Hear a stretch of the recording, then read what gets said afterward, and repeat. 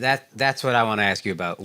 Going through the whole, like you have to, everything happened, you get exposed. What was the conversation with your kids like, and how did they respond? The conversation with my kids was almost identical to the apology email, the apology video, because we sat down at the table and I looked at them and fuck. I told them that I lied to them. And fuck, man. Were they like, why the fuck would we been eating all this liver bullshit? Some goddamn Skittles or something like that. This is disgusting. I'm dying. Why am I eating bone marrow? Give me a hamburger. At the end of the conversation, they said that they're not eating liver or testicles that day. We're boycotting balls today, Dad. But that's a conversation I had with them is I've been lying to you. And I'm on steroids. Yeah. I was on steroids, I'm on steroids. Here's why I justified it. All that was wrong, and I feel horrible about doing that, and probably I regret most, I feel like I've let a generation down, of young people and my kids, to mislead them. So what I said to them is almost identical to the apology video. And, and then Liver Queen's like, you guys understand? And they're like, yeah, we understand. I said, you guys understand also that there's going to be a lot of comments to you guys about what a piece of shit your dad is. There's going to be a lot of other comments, grown men saying hurtful stuff to you guys. And, I know my job as a dad. It's pretty simple. It's to affirm my kids with a depth of challenge, worth, and potential so that one day they come to believe in themselves. And so I have to also protect them along the way. I've not yet completed that job, right? Do you regret putting them in videos and stuff before that? Do I regret it? Yeah.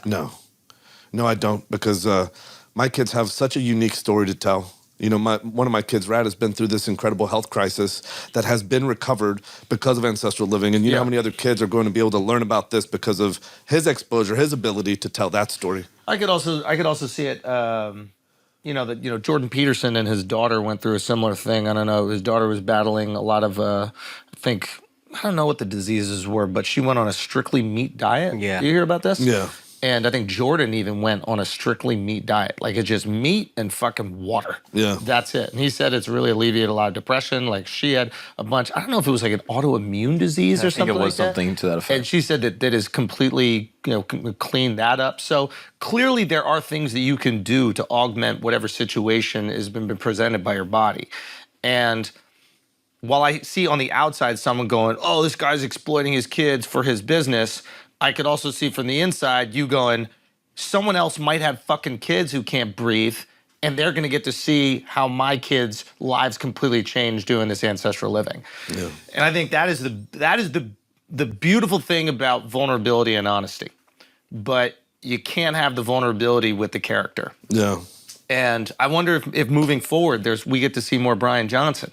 You know what? This is my commitment. I've had enough people close to me who have said the best podcast you ever did was Diary of a CEO, because this is the one that you were the most vulnerable. Yeah. And I thought, are you serious? And then I would ask 5 other people, and then most of them said the same thing. And I'm like, holy shit, I'm learning something, And so it's not real easy. I'd never had any exposure in the public eye. I'd always been a very private person. I never wanted to actually do this. It wasn't until I had enough conversations, people coming over to my house saying, what y'all do is fucking crazy. What you guys do, they need to make a movie about you. You need to go on social media. Oh, yeah. And then you hear that enough times, and I'm like, we went out to butcher a cow at Liver King Ranch, and then after taking everything out of it, we put our kid inside of the cow, because they've done this in a movie. Star Wars? Revenant, I believe, with Leonardo DiCaprio. Oh, yeah. He gets inside of a horse. And so then Rad puts his head out. We all take a picture. And you're like, oh, this is what we do. We're having a good time. Everybody gets bloody. Everybody is has their hand on the animal and has the respect for the animal. Yeah. And you hear that enough times, like, okay, fuck it. You know what? I think you might have a point, because the message, the vision of all my companies is the same. It's to acknowledge how desperately people are hurting, and there's a simple solution. It's called ancestral living, right? And how can I do a better job at this? And let me try this social media thing. And so we started trying the social media thing, and I'm like, wow, this is working out.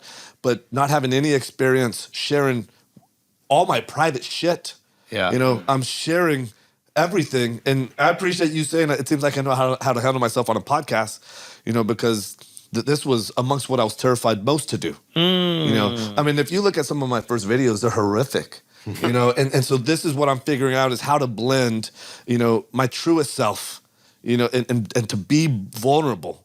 You know, and this is what I say a primal is. It's your wild, raw, first version self, your undomesticated self. And when you can be vulnerable and connect, you know, like immediately, instead of telling lies and being cool and all that other shit, it's like there's so much more that comes from that. I know this. Yeah. You know, and so it's taken this experience to say, okay, like enough people have spoken, and this is my commitment, you know, is to share it all. Especially the vulnerable pieces, because you know what? Like, not every day I wake up saying it's prime time. I don't feel like it.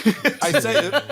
I say it, and you know, there's a lot of days I wake up and I feel like shit. And every once in a while, I've said this on my story. I'm like, I woke up today and I feel like shit. Yeah. And I'm gonna go force myself to get in the cold plunge to feel better. And then I would get DMs. That's more motivational to me. Yeah. Well, because I feel like shit. I feel like that more than I wake up saying it's prime time or whatever you say. Well, thank you for saying, because this is what I'm realizing. I've gotten enough feedback to just be like, you know what? Be 100% honest about how you're always feeling.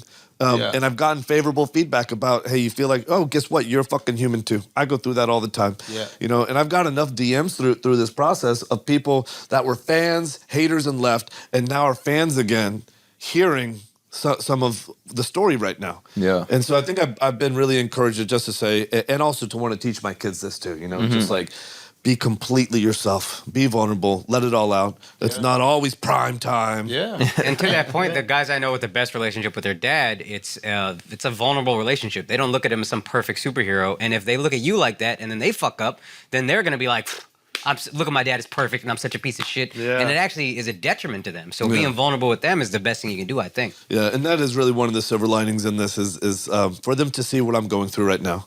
You know, to be able to talk to them about that. And I do think that's going to really make our relationship closer.